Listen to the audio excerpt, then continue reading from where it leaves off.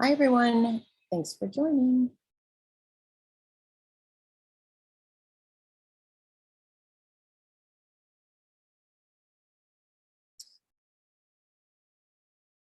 All right, we're going to get going. My name is Leni Manaa-Hoppenworth, and this is the Indivisible Illinois statewide call. Today's meeting is being hosted by ILVOTE, and our topic today is how localism helps democracy and keeps us safe. Lenny, just so you know, you're showing the Facebook screen instead of your other screen share. Oh, thank you. I'm going to stop the share and start over again.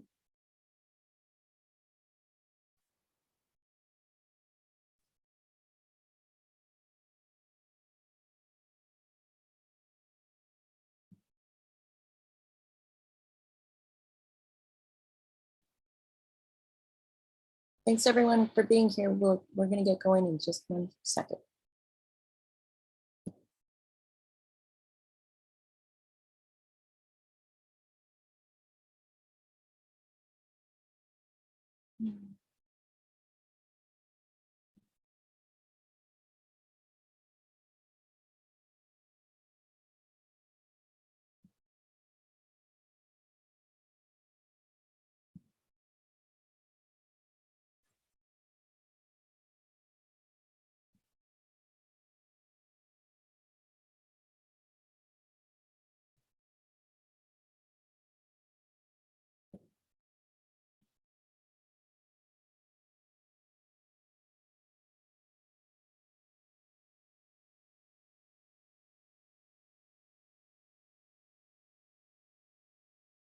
All right. How's that, Cameron? Yep, now we can see it. Right. Once again, this is the ILVOTE call, and we are here every Wednesday with Indivisible Illinois. Today, our topic is how localism helps democracy and helps keep us safe. We are here on Zoom, and we're also live streaming on Indivisible Illinois.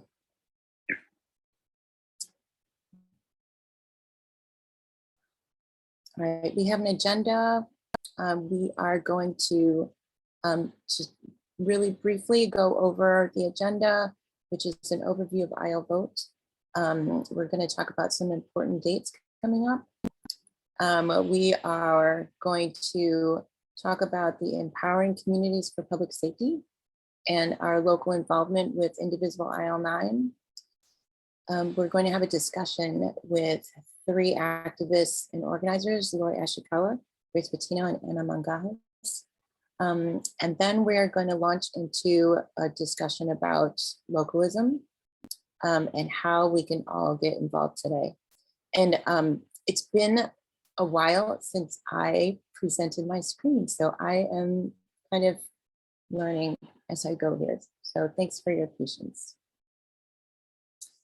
Okay, so ILVOTE is part of the Indivisible Illinois Community Collaborative, and we are a group that is certified to hold deputy voter registrar trainings across Illinois in these counties. We started in Chicago, went out to Cook County, and now we are in many different counties across the state. Once you become a deputy voter registrar, you can register voters anywhere in Illinois. We have a website. We have it updated, indivisible-illinois.org/upcoming-elections was updated by Jonathan, who's on the call today. Thank you, Jonathan, so much. We are a volunteer group, and we are doing everything because we feel like democracy is really at stake right now, and that elections matter. So upcoming elections, we have the primary, which has been pushed back to June. It's on June 28th this year. We have reminders for you to register to vote to apply for your mail-in ballot applications. You can ask for it now. And that early voting begins in some jurisdictions on May 19th. Everyone is on the ballot, so please check it out. Reach out to your local independent political organization or your Democratic Party at the local county level, and check out a sample ballot from League of Women Voters. There are many resources out there, and we can talk about that later on the call. I wanted to launch in now about this ordinance, which is called the People's Ordinance, or Empowering Communities for Public Safety. So I wanted to show a couple of photos that I took over the last year at a rally. And then a couple of weeks ago, I went to the South Side to visit with Grace and Dodd and others to learn more about ECPS and how it is, what's the status of this ordinance right now. And that's what we're going to get into. I'm very excited to introduce the next panelists to talk about the status of this ordinance and how it relates to what we are doing in Indivisible Illinois.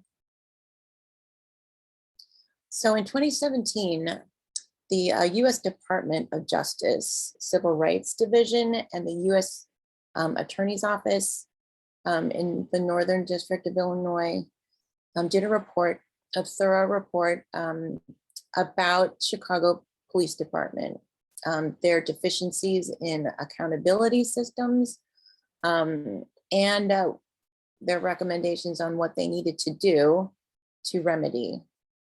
And one of the things that they are tasked to do, CPD is tasked to do, is to better support and incentivize policing that is lawful and restores trust among Chicagoland's marginalized communities. And I do want to point out that this is, even though this is a Chicago-based ordinance, I wanted to bring it to the statewide call because all of us are talking about safety, no matter where you live. Whether it's in Chicago or in rural area, in another state, or in New York City, everyone is talking about safety and what it means to them. And so I live in Chicago, I live in Andersonville. And so this is the reason why I wanted to bring it up here. ILVOTE did start it. I just wanted to share with you, ILVOTE started in my dance store. I have a dance store in Andersonville. And because I knew that if you were a business, you could host deputy voter registrar trainings, we started to do that in Andersonville through our store. And then we changed our group name to ILVOTE, and here we are. What I wanted to do is I wanted to point out to so many organizations came together to work on this ordinance. Unions, there were faith-based groups, the Chicago Teachers Union was there, Carper was there, One North Side, the 48th Ward Neighbors for Justice is my ward, IPO, and Indivisibles also turned out to get this, to bring awareness to this ordinance, and then to also get it passed. And I'm really super excited to have the speakers on the call to actually introduce themselves at this time to talk about this ordinance.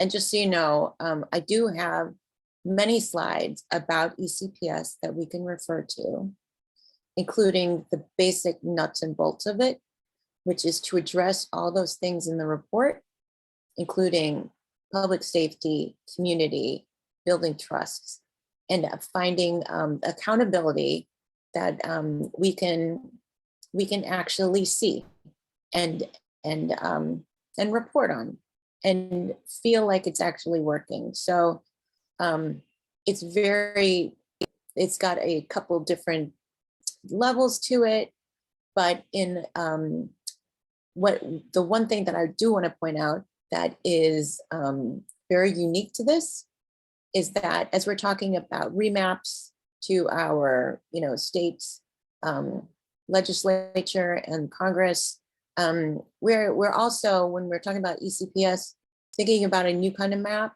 And this is a map based on police districts in Chicago. And each of these police districts in Chicago are going to be able to elect 3 members that will serve 4-year terms. They will be regular elections, so people will show up on the ballot. And the first elections are in February of 2023, which means that people, if they're interested in running, should start getting together their platforms and their committees now, because petition season starts just in a few short months. These are more slides that we can refer to, but at this time, I guess I'm just really excited to go to our speakers at this time. And I would like to first just toss it to Lori, and then Lori, if you can introduce yourself and then pass it on to the next speakers, that would be fantastic. Thanks, Leni. So I'm Lori. I use she, her pronouns, and I live in Andersonville in Chicago. And I'm a member of Indivisible IL9, which is led by Leni. And that's how I met Leni and how I got involved in local politics and local activism. Let's see, what else am I doing? I can't remember what else you asked me. I think that's good. Anything that you want to share about yourself before we get going? Yeah, so the reason I'm here on the panel is not to talk about the nitty gritty of ECPS, but I kind of would like to talk a little bit about being just a local person and getting involved in the movement and how that happened and how I think it's connected to how you situate yourself in the broader scheme of things. I know a lot of people are tune in on what's happening nationally and not so much maybe locally. And I think it's really important to connect the two and be able to divide. I know we have limited time, but to be able to divide your time somehow so that you can address both of those areas. So should I pass it on to someone else next? Okay, I'll pass it to Grace. Hi, my name is Grace. I use she or they pronouns. I'm a co-chair with the Chicago Alliance Against Racist and Political Repression. We are one of the organizations that really put forward ECPS and helped in its drafting and different pressure campaigns to get it passed. And I am also excited to explore ways of looking at the fight for community control over the police from just a local lens and understanding it in a national and potentially an international context as well. And I will pass it to Anna. Thanks, Grace. My name is Anna Manaa-Hoppenworth. I'm with One Northside, which is one of the coalition members of the Grassroots Alliance for Police Accountability, which is part of ECPS. And just like Leni shared, it was a great many number of community groups and congregations and supporters that helped pass ECPS. It is the result of many, many, many, many conversations and hours of meetings, of discussions and deliberating about the kind of ordinance that would work best for community members so that we could have a much, much bigger voice in public safety policies that are used in our communities. And right now, the police department's the only group of people that makes policies for the whole city of Chicago, and it's not working for our communities. My son is half Black and half Filipino, and it became pretty clear to me when he was 11 years old that there were people, the police, that's what we'll talk about, who saw him very differently than I did. So I really have a lot of skin in the game in changing the way police work, the way the justice system works. And I dug in with my neighbors and community members, met folks from other coalitions, worked hard so long, and finally passed the ordinance. So I'm excited also to share so much more with you. Thank you so much for being here. I think for those who might not live in Chicago, I think what's important to note here is that this is happening in Chicago, but I hope that you might relay why somebody maybe in downstate or central Illinois might be interested in what's happening, and talk about exactly what you just said, Anna. Like what is it that is about this ordinance that you feel like is different from what is already in place? Maybe you can start and then others can chime in. Okay. I think some folks saw on the slides that we have something called district councils. District councils created 66 newly elected positions on the super, super local level here in Chicago. I know that when something is happening in my neighborhood and I need to talk to an elected official about it, I don't go and try to talk to the mayor. I'm in one neighborhood in Chicago. I need to try to talk to the alderperson. And I think that's the same way for so many issues locally in our neighborhood. If you have an issue with policing in your neighborhood, I might not go to the inspector general. I might not go to the civilian oversight of police accountability. Those are the big citywide things. This is something that's happening right here in my neighborhood. So what the district councils really worked to do was create elected positions so people could be the liaison, be the intermediary when something is happening local in the neighborhoods with their police district. We also know that Chicago is very big. Every neighborhood and every police district needed its own community vetted solutions because of how diverse our group is. Does that help a little bit? Pass it to Grace. Sure. So I guess there are obviously more than a couple of things that really interest me about the ECPS ordinance, but in one way that it stands out to me from other ordinances is that you cannot currently be an employee of CPD or COPA, which is our current oversight board. You can't hold positions there while you are on the district council or the citywide commission that's created by ECPS. And this is so important to me because the police can't police themselves, right? Something else that is really important to me about this is when I started getting involved in, well, one of the reasons I started getting involved in police accountability work is because I was sexually harassed by the police. And, you know, early on in this work, I was hearing stories of other women. Trina Townsend comes to mind. She was on the front page of the Chicago Tribune with her story of being sexually assaulted and raped by an officer for a number of years growing up, and how nothing was done about it. And the idea of the accountability system as it stands now, that a survivor of assault would have to go to a police station where this assault might have even taken place to report it, is horrendous to me.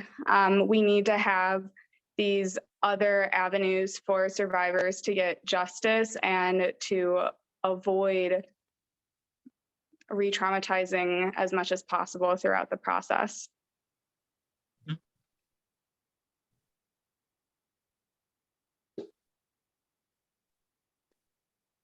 Thank you, Grace, for sharing that. And absolutely, it's really the essence of like how do you move forward from that trauma, and how do you prevent it from happening again? People need to know where to go. And yeah, that police cannot police themselves is an interesting thing to talk about when you consider what is in place right now at the community level, including CAPS meetings. I know, Lori, you were talking a little bit about CAPS meetings before. Can you explain a little bit about what you know about that and how you think that relates to ECPS? Yeah, sure. Well, in my neighborhood in Andersonville, we have like other neighborhoods, our local CAPS meeting that happens I've gone a few times at the urging of some of my neighbors, because people would say, oh, the crime is up. I mean, this is even before the pandemic. They'd say, oh, we have to stay informed, go to these meetings. So I went to one, and it pretty much is the same. I guess they're the people from the local police up sort of at the front of the room, and then neighbors gathered, and everyone just complains about what's happening in their neighborhood. And so I sat through one of those. So what does CAPS stand for? It's community. I can't remember. I don't know exactly what the letters. Do you know, Leni? Alternative policing strategy. Oh, okay. Thank you, Anna. So anyway, I went to a CAPS meeting. Then later, I don't know if some of you from Chicago remember, a few years ago, there was, I think it was a shooting up on the platform of the Red Line at Argyle. And there was a big community, Argyle Red Line stop. There was a big community meeting over that. And it was such a big meeting that they ended up holding it in a Chinese restaurant down on Broadway. And there were representatives from the police. I think 2 aldermen might have been there. Maybe Osterman was there. I can't remember if Kappelman was there. A lot of people in the audience. And actually, one of the people from Communities Partnering for Peace, Ralph Edwards, was also in the audience. So people, it was interesting because the only people that the police would address were sort of basically the white people in the room. And they just blatantly ignored Ralph. And I had never met him at that point, but it was so obvious to me that there was a disconnect between some of the people in the community and others in the community. And I've always known that my neighborhood is really segregated, but it sort of made me feel like, well, we need to have some other alternative to CAPS. And in the meantime, after that, I've heard a lot of people say, that they don't even bother going to CAPS meetings because they're basically a very one-sided kind of a scenario. So I brought this up with Leni because I was thinking we have to, if we're interested in talking about ECPS, we're still going to have to reach the neighbors who go to the CAPS meetings and make them aware that there is an alternative and that there are other ways to think about public safety, and we have to move the needle. And I think so many people are only used to doing things in one way. And that also comes up when you talk about things like people who are having some kind of a mental episode in the neighborhood.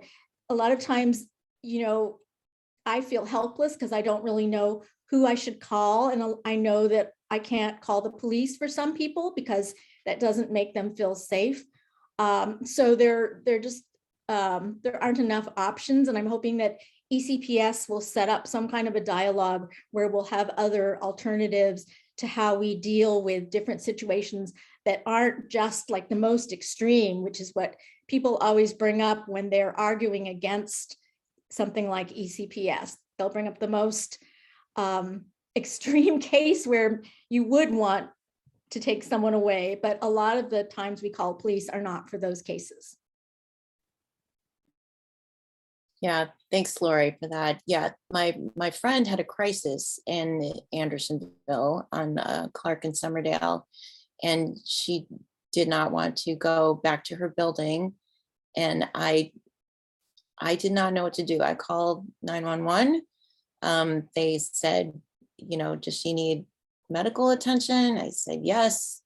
They I thought they were going to send, because I said she needs medical attention because she's having a mental health crisis. So I thought they were going to send an ambulance. They didn't. They sent a regular squad car, and they pulled around really quickly around, like going the wrong way on the street. And they had their sirens on, and they were all fully geared, and it was scary. I think that even on the north side in Andersonville, we need alternatives for public safety, for her safety. That she was a white woman is something that was fortunate. If she was a Black tall man, I don't know, you know? And so I guess one of the things that I wanted to talk about is the importance again of the localism part of the districts, and who is this for, and who will this benefit, and why? Because I believe that what we are doing here, Indivisible, is looking to what is democracy, and how are we going to save it, and how are we going to do it at the local levels. And I feel like this is a very hyper local form of government. It is government because you're on the ballot. It's very similar to what they did with the public school systems, right? And that is still a big, huge experiment. So I guess my question is, because there was a lot of pushback, there was a lot of back and forth at City Council, and a lot of the things that they said were basically provoking the idea that citizens don't know what to do. You don't know what to do. We know what to do. You don't know what to do. So why are you promoting this ordinance that will give so much control, community control, to regular everyday people who don't know what's best for them? So can somebody speak on that? Because one of the things that one alderman said, I think was, I don't know where they were, but basically they said this ordinance is going to prevent cops from applying to fill these positions. We're going to have a shortage of cops. You know, and in fact, I mean, this ordinance is going to require some resources, right? To stand up these offices and to put people in place and to get staffed. So, yeah, I know I kind of threw everything out there. The ordinance is you say localized, and we created 66 new elected positions. And for the older people who were saying the people don't know, we're the same people that elected them. We have to trust that communities will make the best decisions for themselves, and communities that are closest to the problem know the solutions that will work for their neighborhoods, for their families. You know, when Grace and I do this work, you hear so many stories about how different people are treated by the police, and every story we've heard has reinforced that we are dumb and you can't trust the community, but we have the solutions because we're the ones that are facing the problem. So it's so exciting to me that moms whose sons have been followed from a sports practice to the red line can have a place to talk with other parents to see if that's also happening to their children, you know? So this is for community members who care about their families. It's for family members of police officers who want the police force to be something they can be proud of. If potential officers aren't applying, that's fine. It might not be right for them. It's okay. And we shouldn't be scared of that because there are crisis response teams popping up from Trilogy and Thresholds and Loretto Hospital here in Chicago. I think the city, the nation knows that something has to change with policing. And it's exciting to hear that there are these local positions that are created. Leni could run, Lori could run, Grace could run. The other folks I saw in the chat from Chicago could run. You get to knock on doors and talk to your neighbors to hear their solutions, hear their experiences with the police. You get to build with your communities, and you get to have these incredible conversations that will build solidarity around the values that you care about around public safety. And I think that's so, so exciting. Yeah. I'd just like to piggyback off of what Anna just said. I think it is so silly when older people kind of act like so shocked and like it's like you're asking for way too much when you want to put this power in the hands of the people. Because first of all, what are aldermen? They're civilians. Like aldermen are not, you know, I'm sure a lot of people, if not everyone on this call, can think of politicians who, you know, we might feel more intelligent than, or like that, you know, we have more wherewithal, you know, they're just people at the end of the day. And, you know, one thing that I don't want to like jump the gun, but one thing that the ECPS referendum would do is put the ability to hire and fire with cause the police superintendent into the hands of a directly elected group of people. And even like getting pushback about that, I myself learned at a different teach-in that apparently the position of the police superintendent used to be elected. And it wasn't until the late 1800s that that position was put into the hand of the mayor. So yeah, and Leni, you had started to mention, I'm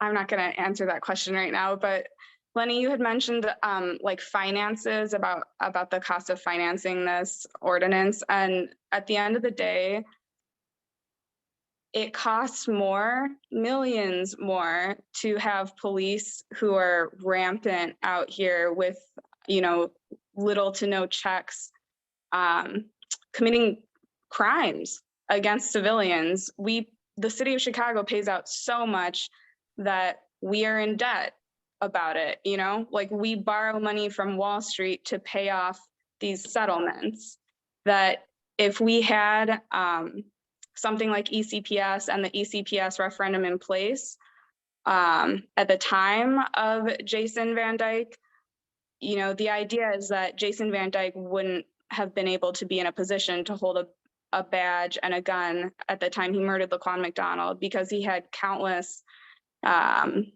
complaints filed against him, multiple of them already, for use of excessive force. So, you know, we need something to catch these officers before they get to the point of committing brutal crimes. Yeah, just to piggyback on what Grace said, the current ecosystem of police accountability in Chicago is all after terrible things happen. In the nursing field, if there is a terrible accident that happens in the OR or in an emergency room, they do a deep dive into what went wrong. And they try to prevent more traumas and more mistakes and more tragedies from happening. That doesn't happen in our police accountability system until we got this incredible ordinance that we passed called ECPS. Another really great power that we passed is that right now, only the mayor can start removal process for getting rid of the police superintendent if he's really bad. ECPS allows us to create a vote of no confidence and start a process that could get a bad police superintendent removed. And that's the kind of front-end accountability backed by the policymaking that our ordinance created that is needed. So yes, yeah, ask questions again. Awesome.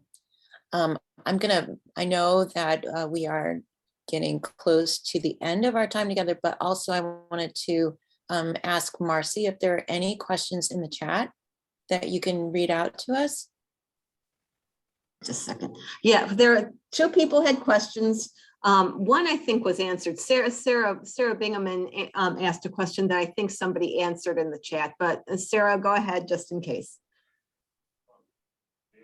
I just wanted to make sure that it was just the city of Chicago, and that question was answered, so thank you. Okay. The other one, Ori Pennick had a question. Can you take yourself off mute, Ori, and ask your question?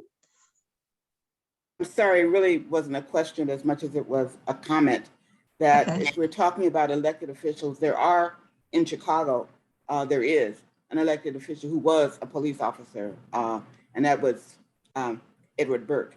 And the question is, would we trust Eddie Burke to run the police department with integrity, given his the way in which he has functioned on the city council, as it were? So, you know, and Leni knows this. I served on the police board under Harold Washington, and we selected the first African-American police superintendent, Fred Rice. All of that structure is no longer there. And someone talked about the structure of how and what, and we did a national search. I mean, we did the vetting, we did all of the things, and had a criteria that was publicly revealed as to how we selected and what was used. That is no longer the case. And I think that what you're talking about now is rebuilding some, and that came about because Chicago was known nationally as having the most corrupt police department in the country at one point, which is why they had to take over and do a lot of other things that you're talking about redoing now. Because, and Leni knows, I was born and raised in Chicago, grew up in Inglewood. I never thought I'd live to see Chicago regress to what it was under some of the days of Massa Daily, as we called it, in terms of the structure around police brutality.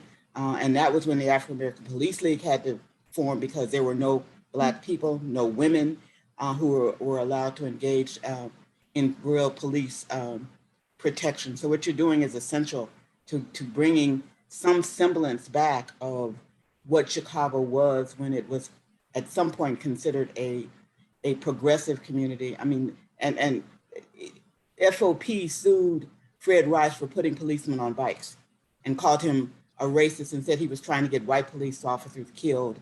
But, and the bikes you see them on now, they sued against it. And Fred Rice calmly said, think of it as a health experiment. They're overweight. This will allow them a way to lose weight while they're making money and while they're working, and they had to withdraw the suit. So all I'm saying to you, and please continue to do, this is essential. It is driving deeper, quite frankly, than what Fred Rice and the African American Police League and quite frankly, Harold Washington attempted to do, because we have seen that regression like we are nationally, but in Chicago, which at one point, and I don't know if any of you watched CNN, Charles Ramsey on CNN, who was the police superintendent of Philadelphia and DC. He came from Chicago. He worked under Fred Rice. So when I say, Chicago has or had the mechanisms and the people to do the work, that was true. And what you all are doing for me anyway, just gives me, and then it just gives me pride and hope that we can take back what was taken from this city and this state, quite frankly, because Big Jim Thompson was a great supporter of police reform, and he was a Republican governor. So anyway, don't let me lecture. I could be here all night. Now, Love you. oh, Art. sorry. Go ahead. There aren't any more questions, but Jonathan Rogoff had some good insight that maybe he would want to tell us.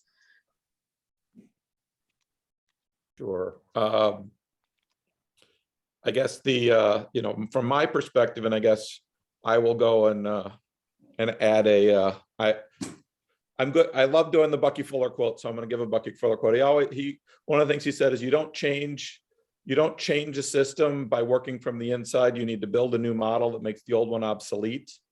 I believe that ECPS, if done properly, has the potential to help make the existing model that we've come to know, that's everything around public safety, police is always the go-to answer for everything.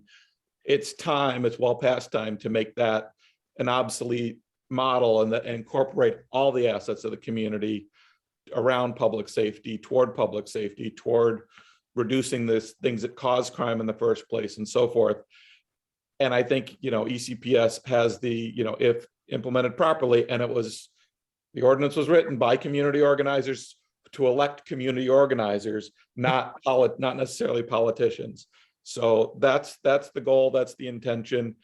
This is Chicago. I don't want to sound too rosy sky. We know that there's a mountain ahead of whoever gets elected to these positions in terms of trying to begin that transformation and dealing with what's currently there. But there is some optimism and hope in terms of what transforming this could do in my mind, that I thought was worth tossing out there. Yeah. Leni, do you mind if I direct response to that? Please. Yeah, so this ordinance is going to be what we make it, for sure. So the Chicago Alliance is holding trainings for people who have any interest in running for the local district council positions.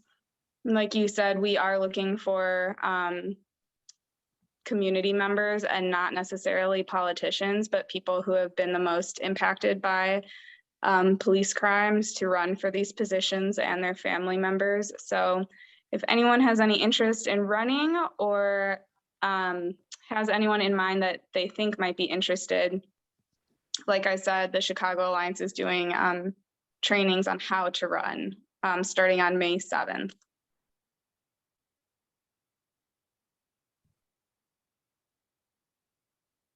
Thank you. Thank you, Jonathan. Thank you, Grace. Anybody else have other comments or questions? And maybe we could add to the chat some links. And actually, I will find that link and put it in there, but there are sign up links that we could share into the I chat. did have a question actually for the people who are here. For those, and I didn't like look at everyone in the chat and who might be from Chicago. I mean, I know some of you, but I don't know everyone. So I was just wondering, for the people who do live in Chicago or have family or friends who live in Chicago, had you heard of ECPS before? If you could put that in the chat, because I'm really interested in whether or not information is getting out widely enough, and how, you know, how we make that happen. I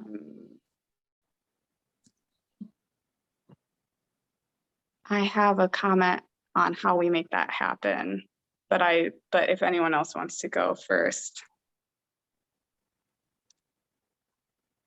Okay, so what we do at the Chicago Alliance is we do canvassing every Saturday. We're trying to have a presence in as many wards as possible throughout Chicago. But what that looks like is basically handing out pamphlets to people and speaking to people on the street about the ECPS ordinance, and then asking them to sign postcards to their aldermen, urging them to support the ECPS referendum, which gets us one step further to community control over the police and really bolsters the ECPS ordinance itself. So if anyone is interested in joining us in canvassing work, we have a lot of work to do before February of 2023, when the referendum will be hopefully put on the ballot. So. And same here. We are door knocking in May. We're pretty excited to talking to our neighbors to let them know about the election and to just get them primed so they know that there's this exciting opportunity. One North Side's on the north side. So we're spending time in the 40th Ward and the 13th District, which is, I think, a little bit of Lakeview and Lincoln Square. So if there's any North Siders, happy to have you on one of our summertime canvases. Thank you. And then I just put a link into the chat about Carper. And I'll also put another link into the chat about where you can go to find more information, including a whole slide deck that One North Side can present into your neighborhood or your group. Is that all right, Anna? Yeah. Yes. Yes, including a one-pager, including how to find your police district, and also a sign-up form, an interest form. Yeah, so thank you so much for joining today. I was really excited to get out of my apartment and go to Carper for one of their trainings on a Saturday morning to hear about the status of ECPS.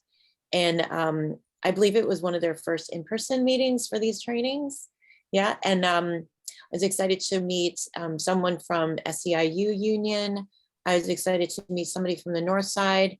And I was really super impressed that there were two John Burge torture survivors that were there in the room.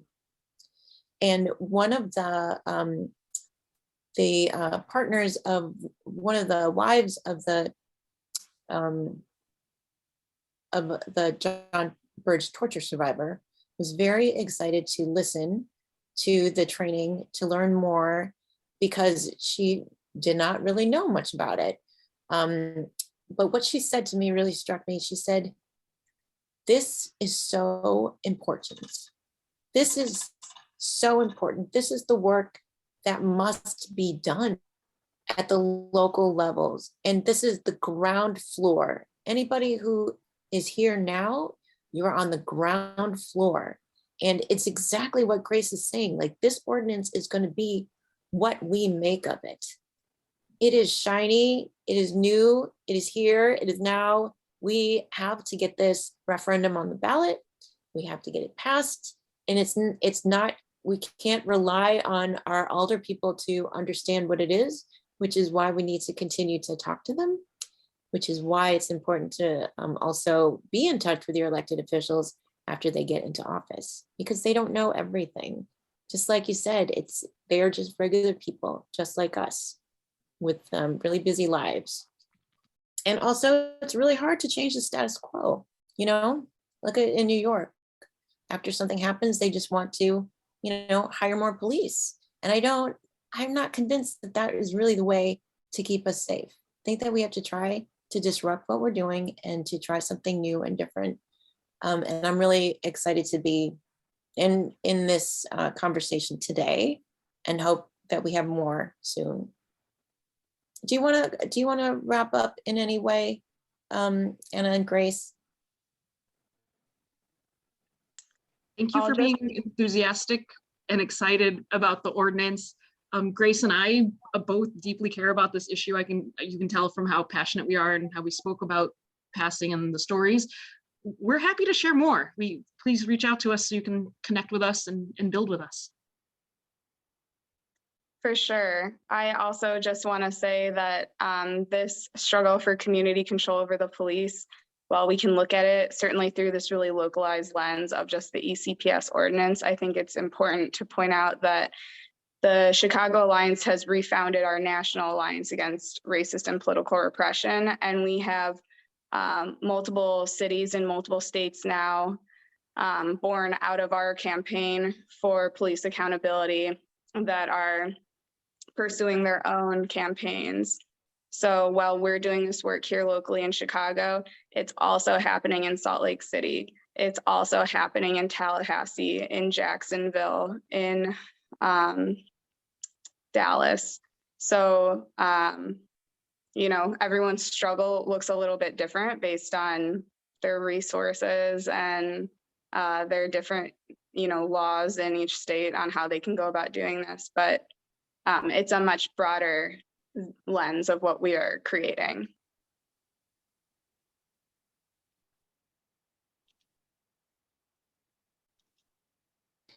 Thanks so much, Grace and Anna. And we will see you again, hopefully next time, for a great update on ECPS.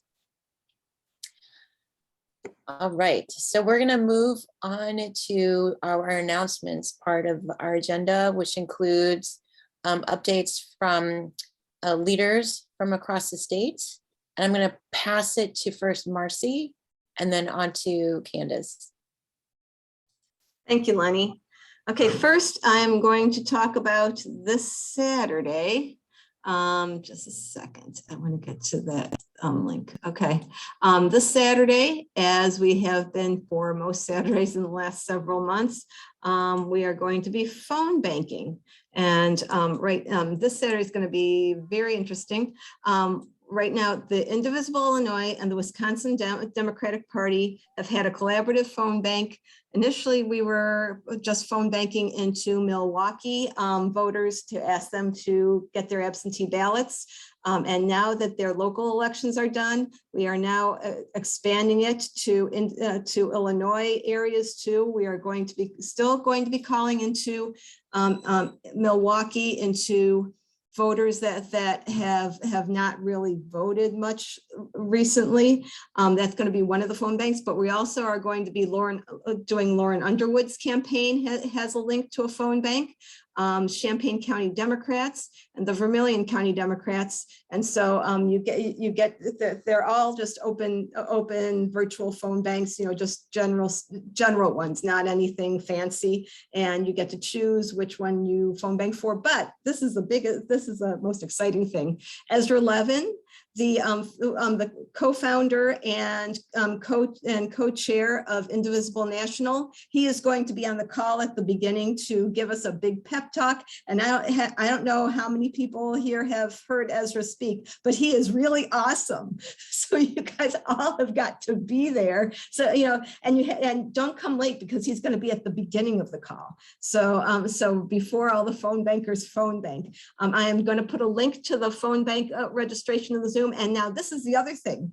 Leni has a stash of Indivisible stuff that actually she's wanting to get rid of. So she's going to get rid of it. But anyone registrants for the call, you'll if you register for the call, you're one of the first 50, and you put in your mailing address. You can get either a T-shirt, a hat, a bumper sticker, or a button. Now, you know, it's inadvertent. It's just, you know, it's just random what you get. But just in case you're one of the few lucky ones that get one of those T-shirts, right next to your first name, if you could put, oh, and Leni has a T-shirt there. Okay. If you're just in case you're one of those people who get a T-shirt, right next to your name, put your T-shirt size. And so then, you know, then Leni will know what to send you, because it would be really uncomfortable if, let's say, for example, a 3X guy got an extra small T-shirt. I don't think he'll be able to fit, or just the opposite. Although if the extra small person got a 3 extra large, you could always wear it to bed. Anyway, so here's the link for the phone bank. But I also have a couple other announcements that I don't have links made for yet, and I'm gonna Sarah, and if Sarah Bingaman needs to add to what I'm going to say, she can chime in too. Indivisible Rural Group, which Sarah and I are co-leads for. Our next meeting is going to be May 5th, Cinco de Mayo. And it's going to be from 7:30 to 9. And we're calling it Indivisible Rural Illinois. Where have we been? Where are we going?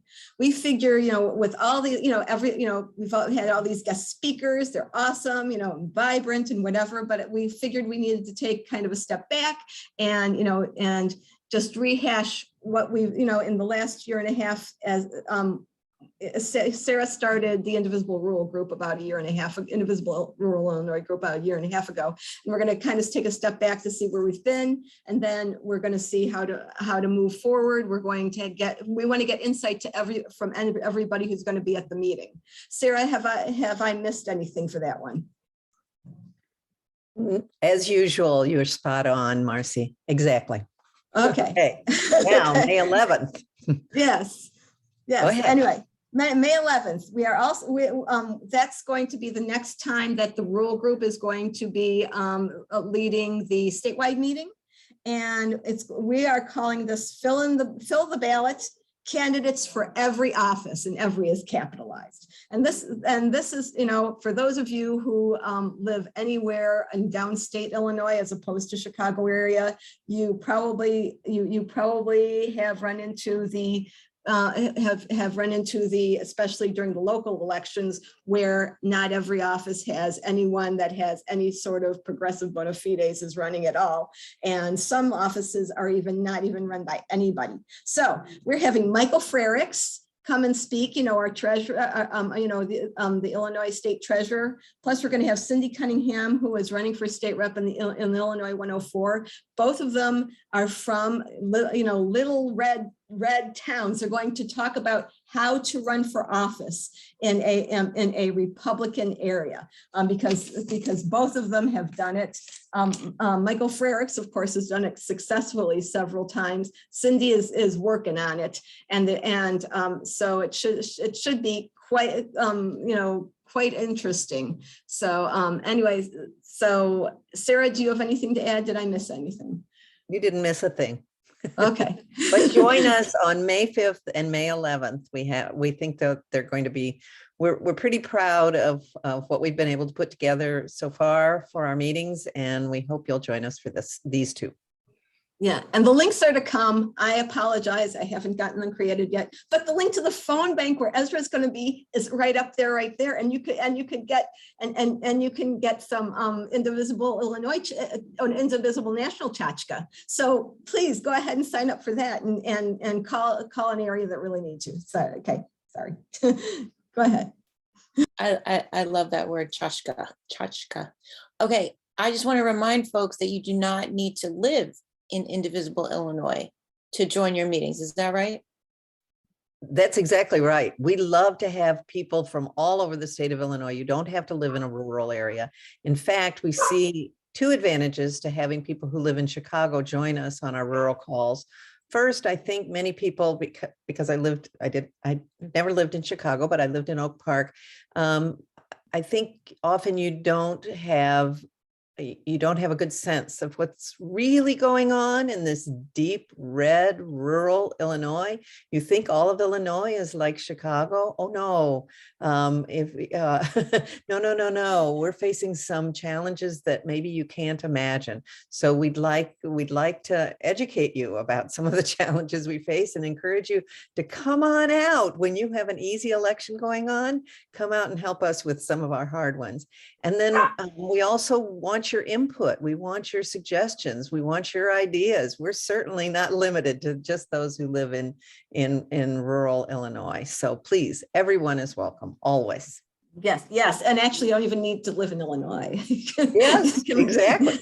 Yeah. Everyone's welcome. Yeah, and by the way, the phone bank, part of it, like I said, Lauren Underwood's campaign, Champaign County Democrats and Vermilion County Democrats. Champaign County is partly, not rural and partly is, and Vermilion is very rural, other than Danville. So they really need phone bankers there. Okay, all yours, Leni. Thank you, Marcy, and thank you, Sarah. All right, we're going to move on to Candace. Okay, just wanted to mention a few things that are going on with Indivisible Truth Brigade Illinois. But first, I wanted to say that ordinance is really exciting. And I think that it would be awesome if Chicago could be a leader nationally with setting this up. Besides the fact that Chicago desperately needs reform, it would be a remarkable example to have that passed in Chicago. So it's very exciting to hear about it. And I hope that you guys succeed with that. So Truth Brigade Illinois, just to mention a few of the things that's going on. I will put the links in the chat as soon as I'm done talking because I can't do them both at the same time. We are on May 3rd, we're going to have a workshop and we're doing what we've promised for a long time. It's Tuesday at 7:30. We're going to be fighting disinformation face-to-face. So we're going to be talking about how you have those offline, not on social media discussions, difficult conversations with someone who disagrees with you, and we'll be doing some role playing. So that's May 3rd at 7:30. And then our big meeting is on May 18th, our community collaborative Wednesday night meeting. And on that meeting, we're going to have Nick Knudsen, the executive director from Demcast, and he is going to be talking about fighting disinformation about the January 6th events, the insurrection, and the hearings. The hearings are supposed to be scheduled in May, so we're hoping that this will coordinate with that, hopefully. But if not, there's so much disinformation about what happened with that insurrection that we want to address that topic. And then, as always, every Friday from 11 to 12:30, we have our True Sandwich Shops. And we'd love to have you join us on that, where we workshop messages and technical issues. Thanks, Candace. And if you could just super, I think that the truth sandwich is always great to like review what exactly is in a truth sandwich. You could just do that now, if you wouldn't mind. Sure. No problem. A truth sandwich is our shorthand for the messaging we try to put out there to fight disinformation. Truth sandwich starts with a vision. Starts with a truth statement that talks about what we believe in. It talks about our values. And then in the middle, we talk about the villain, where we call out disinformation and who's spreading the disinformation and why they're doing it. and we end with our values. So it's the sandwich because it starts and ends with the truth, and we call out the bad guys and the misinformation in the middle. And we try to do that with tweets, with Facebook postings, and in person and in other places. So what we're trying to do is to fight disinformation, not by arguing with people, but by putting the truth out there. But sometimes, obviously, you have to have those one-on-ones. So we are trying to help people have those one-on-one conversations without telling them that they're stupid. So that's what we do. Oh, the other thing I wanted to mention, Leni, is, we talked about the importance of local action. I just wanted to promote an Evanston local action. The ETHS students are doing a walkout this Friday, and we're going to support them in a rally in Evanston, in downtown, because they want coordinator, an environmental type coordinator at the school. So we're trying to support the ETHS students because all these local actions are important. So hope that helped. Yeah, so that's Evanston Township High School, is that right? Evanston Township High School, but it's in the square downtown is where they're going to meet at 2:30 on Friday, if anyone wants to join us. Thank you, Candace. That's awesome. And I think Lori had a question.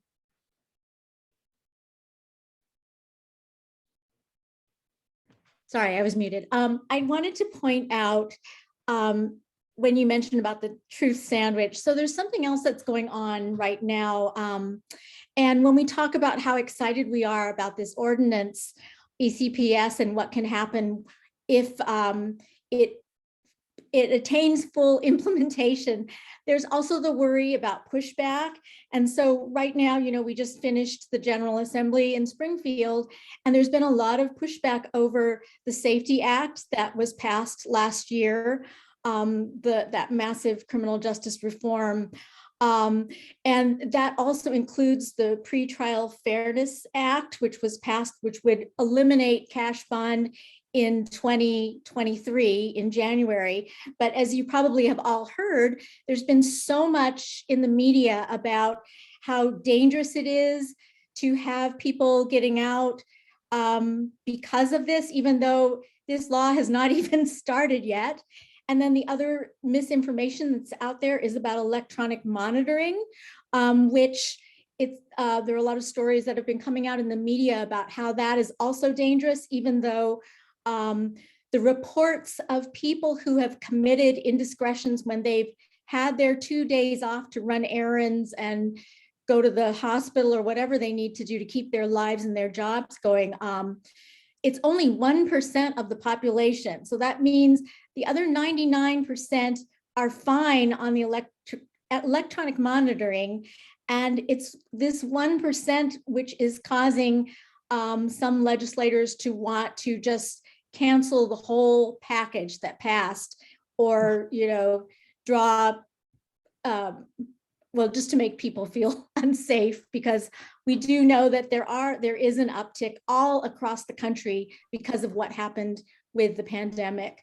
So it's just really important to follow laws that we pass and make sure that they're actually implemented and that they're not watered down. And I think that is where localism is super, super important. Thanks, Lori. I mean, towards that topic of localism and why it's important, and also talking about how there's an uptick of crime across the nation because of COVID.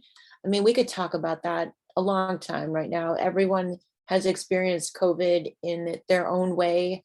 I mean, I've lost too many friends to COVID, unfortunately. But people are losing for instance, their apartments because landlords are increasing rent. People are losing their places in the Chicago public school system because they have to leave the neighborhood. They have to make a choice, a hard choice to uproot their families. And as we are continuing on, thinking that we are going to recover, we're finding out more and more that large corporations have actually profited through the pandemic. So even as we're talking about inflation, and how it's affecting us, and how our student debt is going to keep us down for forever, and waiting for our trifecta, in Washington to make changes that will benefit us all. We still need to look around and understand that the conditions that we are living in right now are not without, explanation. This is many decades in the making, right? The disparities has been laid bare during COVID, but this has been something that has been happening for a long time, and we could thank, those in government who decided that, corporations are actually people and we should treat them like people. No, we need to treat people like people, which is the other reason why I wanted to talk about localism today too. We are empowered to do more. We did it. We turned out, Women's March, we got rid of a terrible president. But right now, I think that as we're, again, thinking about how we're keeping our families safe, literally thinking about how we can address the police in not only in the Chicagoland area, but throughout the nation, and what is their function? And do they keep us safe? If we had more police, would we have more safety? I'm not convinced of that. So that's why I feel like this ordinance is very important to talk about.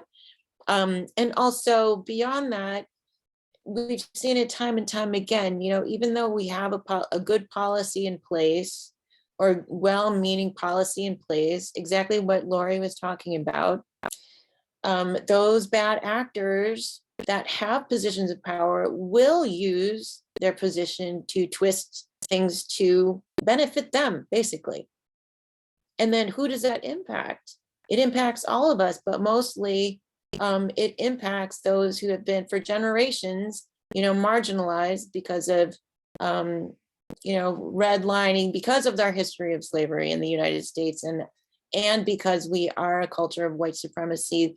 We need to address how is it that we are going to get out of this and uphold our democracy. And I believe that it happens at the hyper-local levels, local school boards, local school councils, library board, local elections, all of it matters.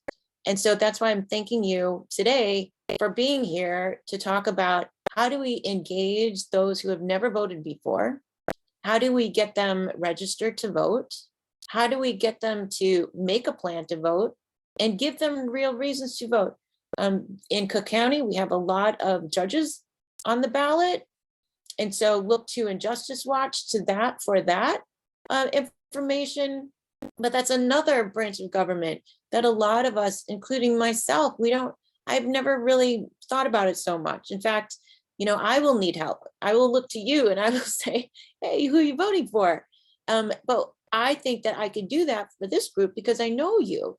I know what your values are, and I want to be aligned with you. And I think that's the key to building strong communities, is knowing each other. And thank you. I'm reminded of what Sarah said, is to, let's join together on another Zoom call to get to know each other. This is the only way that we can do it, is by joining together, no matter where you are in the state. That there is a lifespan difference depending on where you live in Chicago, depending on your zip code. This is us. We did this, and we could get out of it, but we need to organize to do that. And we need to say what is the root problem, who benefits from this and why, and how is it that we can join together in solidarity. I think about that tile with all of the groups that worked to get ECPS passed. I mean, that wasn't just like a one-time rally. It was months, that was years, that was really decades, of people starting somewhere, starting together with just a few people saying that we want something better. And that's what we're trying to do here too, on these calls every Wednesday at 7:30. And so thank you for being here to talk about it. And at this time, I will open it up. I'm reminded of Marcy. You're talking about down ballot races in central and downstate Illinois. And Terry, who's our press person here at Indivisible Illinois, said you should ask Marcy about about those races, because oftentimes people don't put their party. Is that right, Marcy? Well, for the locals, it depends on where you live, but in a lot of places, you don't, party isn't on the ballot. So that's why Sarah and I, sorry, there's a dog visiting my dog. We have a friend visiting their dog with my dog. Sorry. Anyway. Anyway, there are plenty of times that there's nobody on the ballot for one specific office or a whole bunch of offices in certain rural towns and whatever. Yeah, in Chicago, how many times does that happen? Never. But in the local elections, and Sarah can attest to this too, there's plenty of times where maybe there are people on the ballot, but they're only the bright red people. And you don't, if you're in a town, and most of them are during the locals, where you don't have to declare, where you don't declare a party on the ballot, and people don't know that you're a Democrat versus a Republican, then you can just run for that office. And this is what May 11th is going to be all about. This is what Cindy part of what Cindy Cunningham and Mike Frericks are going to be talking about. That you don't have to know whose party it is, at least in a lot of the local elections. In Champaign, in Urbana, they have to declare a party, but in Champaign, and we're not rural inside Champaign. We don't declare a party. So yeah, and so you can get progressive voices, and a lot of times people feel that way about progressive issues, but they don't know that they're progressive. They want clean water, they want clean air. Why should that be progressive? That's everybody, So they want good paying jobs. They want health care for their families. It's like, why should that be progressive? That sounds like regular, ordinary, like what I want stuff, really. This is going to sound stupid, but is anybody here into 80s groups? Lately, I've been watching a lot of videos, and one from Poison kind of shows like the people that we need to get in touch with. There's one video from Poison, the song is "Ain't Nothing But a Good Time." Those are the people we need to talk to. They're the people. It's like they're frustrated. They're working they're working these low end jobs, and they want to break out because they're frustrated, and all they're doing is working and slaving, and they're making no money. Those are the people we need to talk to. Those are the people that they don't know that it's progressive to have a livable minimum wage. Why should that be progressive? That sounds like a reasonable thing to me. Anyway, okay, I kind of rambled on. Sorry, but but thank you, Leni, for giving me that voice. I'd like to just chip in too and say that kind of building on that in particularly in rural Illinois, rural areas and other parts of the country, people who are progressive are very intimidated. They've been pushed, and they've been threatened, and they've been made to feel very uncomfortable about running for office. They feel that it's an unsafe thing to do. So I hope you're sitting down. Where I live, we have no Democrat running for Congress. We have no Democrat running for state Senate. We have no Democrat running for state House. We have no Democrat running for county clerk. We have no Democrat running for sheriff, and we have no Democrat running for county treasurer. And largely that is because, I mean, the congressional one is because the Democratic Party has given up on us. But the rest of them, people are very intimidated. And that's a very real thing. You have to be pretty strong to have even the bumper sticker that Candace sent me on my car make lying wrong again. Anything stronger than that, my car would be destroyed. So we have our current person who's running for state senate, in his official picture, his t-shirt says, it's the Brandon thing, whatever that stupid fourth grade sentence is. And he has his granddaughter sitting on his lap with a Trump shirt on, and he's running for state senate. So this is very real out here, and it's growing. It's a lot of the state of Illinois, and the state of Illinois, if you look at a map of the United States and you see that wonderful blue spot right there in the middle, surrounded by all that red around us, particularly Indiana, Iowa, Missouri, we could lose that blue Illinois very easily if we don't even have people running. We don't even have people running. There will be, how can I encourage people to take a Democratic ballot on the June 28th primary when they're going to have no one to vote for? The only thing that the only contested election that they're going to have to vote for is Secretary of State. That is it. And so are people going to take a Democratic ballot? And if they don't take a Democratic ballot, then we don't know who our Democrats are to contact. So the struggle is very, very real, folks. It's tough.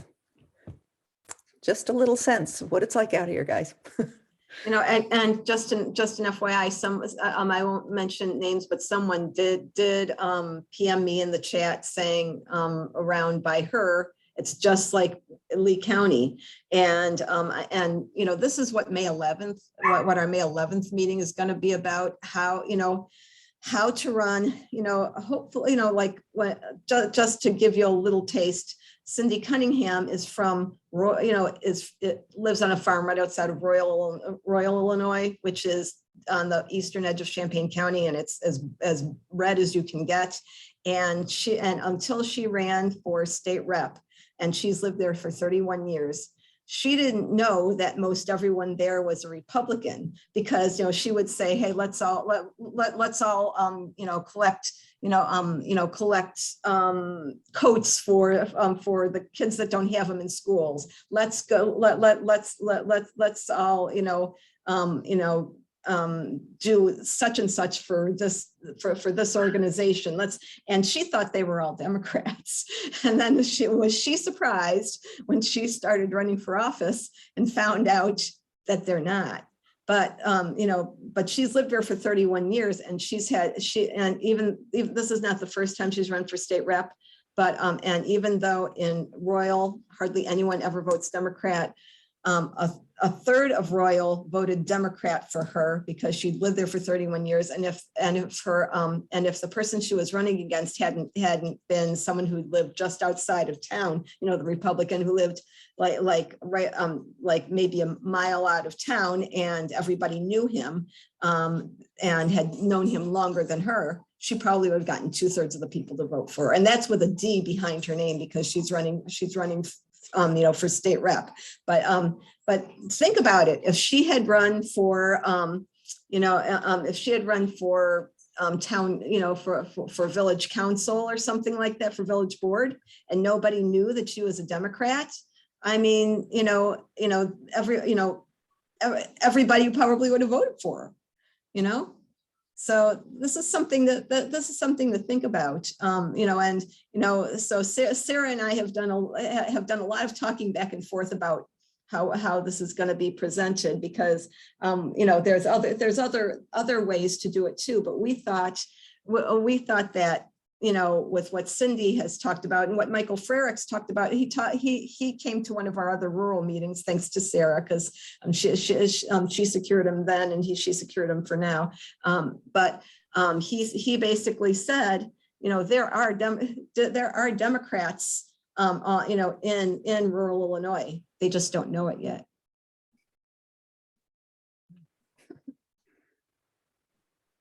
I love that. That's going to be great. I think about you often, including Sarah, and I envision how beautiful it is where you live and how you walk with your neighbors every day. And your neighbors are not progressive, you know, in any sense, but you, I don't know how you do it. One believes that Tucker Carlson is God. Mhm. She lives 3 houses down. Yeah. Yeah. I'm so sorry.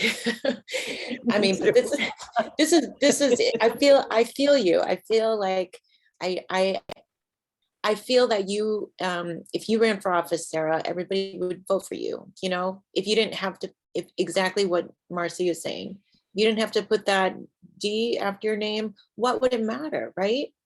Mm-hmm. Mm-hmm. So how are we going to overcome that? I don't know, but I think that it is going to take a lot of talking to people, and you're doing it. So anything that we could do here on Zoom together, I'm all for it.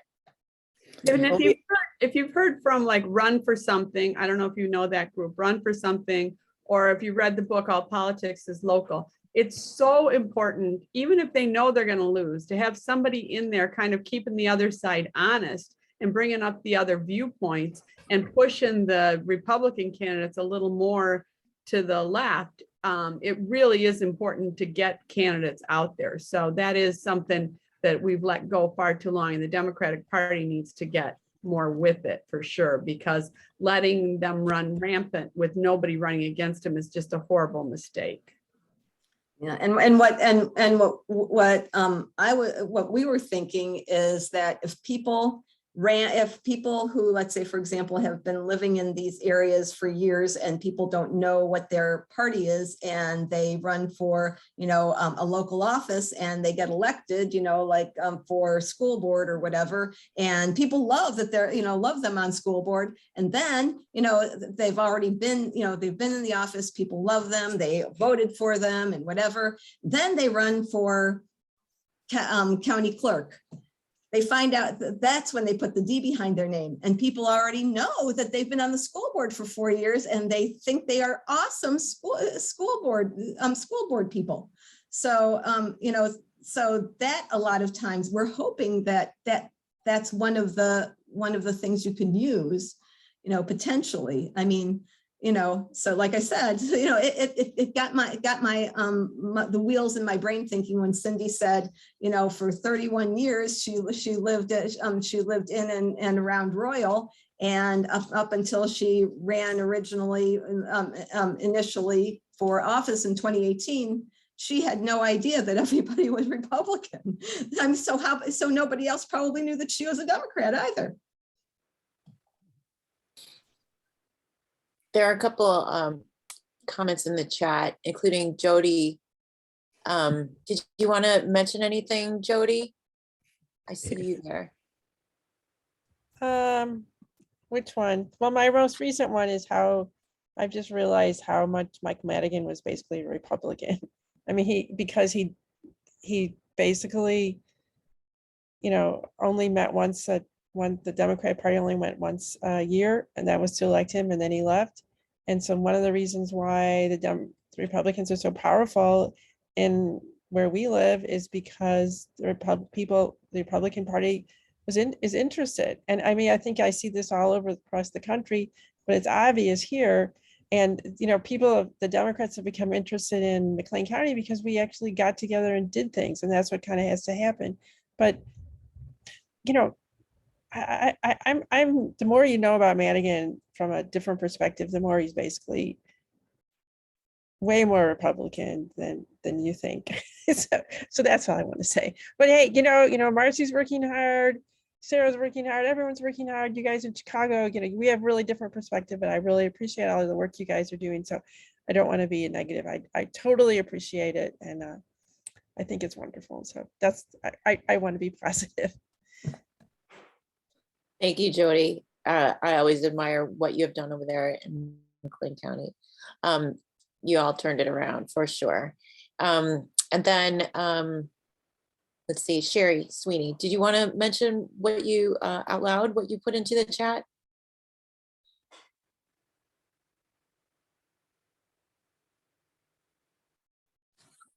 Yeah, hi. Well, basically, it's basically what Sarah was saying. We do not have people running. We spent just, I'm going to another room so I don't disturb my husband. But we do not have, we spent hours and hours and days, and we finally got 2 commissioners, people to run for commissioner here in Union County. I don't know how many hours. We called people, we begged people to run. We are the 118th, they redistrict. You know, we could win the 118th. We can't, we have one person who is going to try to be a write-in candidate, but they're not getting supported. We're not even supported anymore by the union. Our local union supported Bost last year, and this year they supported a Republican who's running in a primary against another Republican for the 118th. You know, so it's kind of, you work and you work and you work, and it's frustrating. We're not giving up. You know, in Union County, we're not giving up. I know you're not giving up. I love coming to these calls just because it kind of lifts me up and I see what everybody else is doing, and it makes me feel really good. And then I can wake up the next day and, you know, fight again. But our county clerk is terrible. You know, I did the judges, not the judges, the deputy registrars. I had to tell him half the time what he needed to tell the group. You know, he won because he was a Republican. Everyone loved our county clerk, loved her, and she was a Democrat, so she lost. Same thing with our circuit clerk. You know, the judges here are having a fit because the circuit clerk who defeated our longtime circuit clerk, she doesn't know what she's doing, but she's had that R next to her name. So it's sad that these people are running our you know, small counties and they don't know what they're doing, and that makes me real sad. But again, thank you for everyone doing it, you know, the job that you do, because it gives me a lot more energy to keep going. Thank you, Sherry. I'm waving at you from all the way up here to where you are at the southern tip. And yeah, and we're gonna wrap up, but maybe put into the chat if you think that you might be interested in coming to a call where we could have the Democratic Party of Illinois speak on, you know, their strategy to get people on the ballot. That might be an interesting topic for this group to talk about. Because yeah, it's going to take us as individuals. It is going to take unions, and it is going to take Democrats to work together, all of us, like every piece of our ecosystem to work together. And I like to say, if you're not a billionaire, you know, I would like to be your friend, because I feel like we are in the same boat. If you are one of those billionaires who made a profit off of the pandemic or the war, that's happening in multiple places across the world, I'm not your friend. Otherwise, let's do it together. You know, let's alliances and let's work together, because that's what it's going to take, is solidarity. All right. Thank you, everyone. I appreciate you so much. We're going to end this call, and we'll see you again at one of those multiple meetings that Marcy and Candace and Sarah talked about. We'll see you again. Good night.